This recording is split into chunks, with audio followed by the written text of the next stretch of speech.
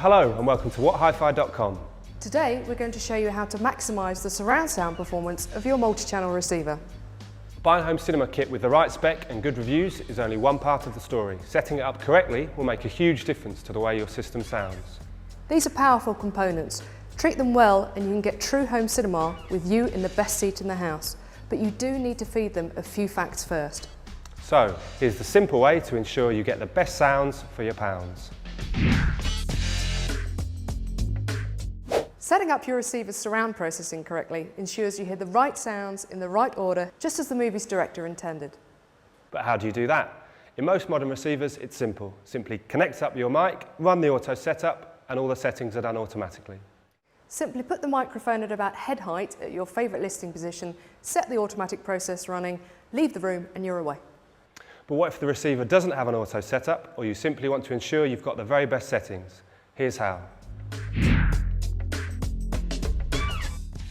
Okay, first things first, you need to let your receiver know how many speakers you have and how big they are.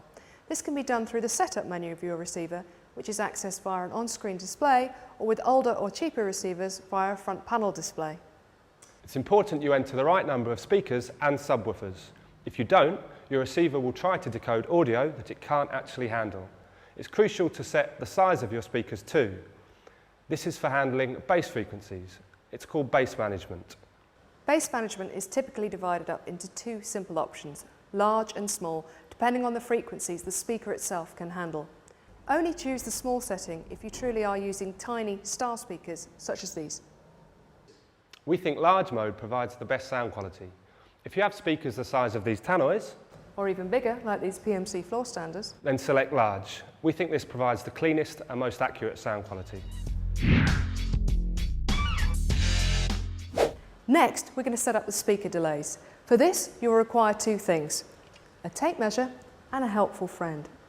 Take your listening point and get your friend to accurately measure from each speaker to where you're sat. Accuracy is important here because even the small error can make a big difference to your listening pleasure. That's why a lot of receivers set in as little as 10 centimetre increments. Once this is done, simply enter each figure into your receiver's menus. Once you've done this, your receiver's processor will know exactly how big your room is and how far away your speakers are. That'll help to compensate more accurately for the size of your room and your speaker setup, ensuring you hear the right sounds in the right order. Next, we move on to setting up speaker levels. This is best done using a sound pressure level meter like this. They cost around £20, but if you ask your friendly local AV retailer, they may lend you one for the weekend, if you ask nicely. How do you use one? Coming up next. Firstly, make sure the room and anyone in it is quiet. Then sit in your listening position, take your sound pressure level meter and hold it straight up like this, making sure that slow is set as the response. Then turn on the test tone noise generator built into every receiver. You can do this using your remote or on the front panel display. This will set off a series of unearthly pops and hisses going to every speaker in turn. With the test tone noise coming from the front left speaker, adjust the volume on the receiver so your meter reads 75 dB. Next, move on to every other speaker in your system, making sure that they too register 75 decibels at your listening position. This can be quite tricky to do when it comes to the subwoofer, as its low bass sounds can be hard for a sound meter to pick up. But do persevere, just get it as close to 75 dB as you can. You now have a correctly calibrated cinema system. If your receiver has a lock mode, it's worth setting this now, in case someone accidentally undoes all your hard work. Because in that case, you might just have to kill them. And once it's all done, what should you hear? What you shouldn't hear is over-dominant rear speakers. A lot of people that set their systems up by ear tend to make the rears sound too loud, but that can unbalance your sound. The same applies to bass notes. If your seat's shaking every time someone speaks, something's wrong. And yes, that even includes James L. Jones as Darth Vader.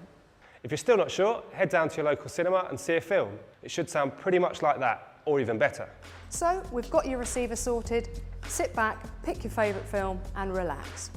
So, keep checking back to whathifi.com, where we'll try and help you get the very best from your music and movies.